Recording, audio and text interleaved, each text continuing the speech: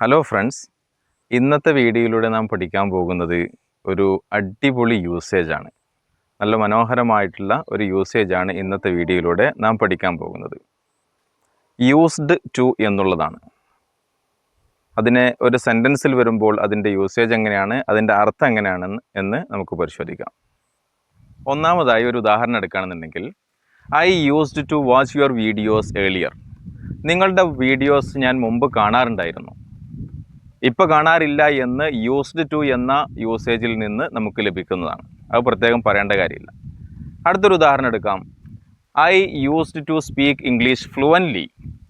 മുമ്പ് ഞാൻ ഇംഗ്ലീഷ് ഫ്ലുവൻ്റായിട്ട് സംസാരിക്കാറുണ്ടായിരുന്നു. ഒരു ഉദാഹരണം കൂടി നമുക്ക് പറയാം.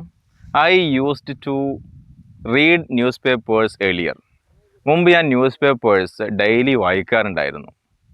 ഇപ്പോൾ ഞാൻ വായിക്കാറില്ല എന്ന് യൂസ്ഡ് ടു എന്ന യൂസേജിൽ നിന്ന് തന്നെ നമുക്ക് ലഭിക്കുന്നതാണ്. ഇനി അതിൻ്റെ നെഗറ്റീവ്, അഥവാ മുമ്പ് ഞാനൊരു കാര്യം ചെയ്യാറുണ്ടായിരുന്നില്ല, ഇപ്പം ഞാൻ ചെയ്യാറുണ്ട് എന്ന് നമുക്കതിൻ്റെ നെഗറ്റീവിൽ നിന്ന് നമുക്ക് ലഭിക്കുന്നതാണ്, അർത്ഥം കിട്ടുന്നതാണ്. അതൊന്ന് നമുക്ക് പരിശോധിച്ചാലോ? ഈ സെയിം ഉദാഹരണങ്ങൾ തന്നെ നമുക്ക് എടുക്കാം. അതിനുവേണ്ടി നാം ഉപയോഗിക്കേണ്ടത് ഡിഡ് നോട്ട് യൂസ് ടു എന്നുള്ളതാണ്. ഡിഡ് നോട്ട് യൂസ് ടു എന്ന് ഉപയോഗിക്കുമ്പോൾ പ്രത്യേകം ശ്രദ്ധിക്കണം. ഡിഡ് നോട്ട് യൂസ്, USE എന്നുള്ളതേ ഉള്ളൂ, യൂസ്ഡ് എന്നില്ല എന്ന് ഞാൻ പ്രത്യേകം ഉറപ്പുവരുത്തണം. ഇതിൻ്റെ നെഗറ്റീവ് ഉപയോഗിക്കുമ്പോൾ ഡിഡ് നോട്ട് യൂസ് ടു എന്നുള്ളതാണ്, ഡിഡ് നോട്ട് യൂസ്ഡ് ടു അല്ല. ഉദാഹരണം നോക്കാം. I did not use to watch your videos earlier. മുമ്പ് നിങ്ങളുടെ വീഡിയോസ് ഞാൻ കാണാറുണ്ടായിരുന്നില്ല, ഇപ്പം ഞാൻ കാണാൻ തുടങ്ങിയിട്ടുണ്ട് എന്ന് ഈ യൂസേജിൽ നിന്ന് നമുക്ക് അർത്ഥം ലഭിക്കും. I did not use to read the newspaper earlier.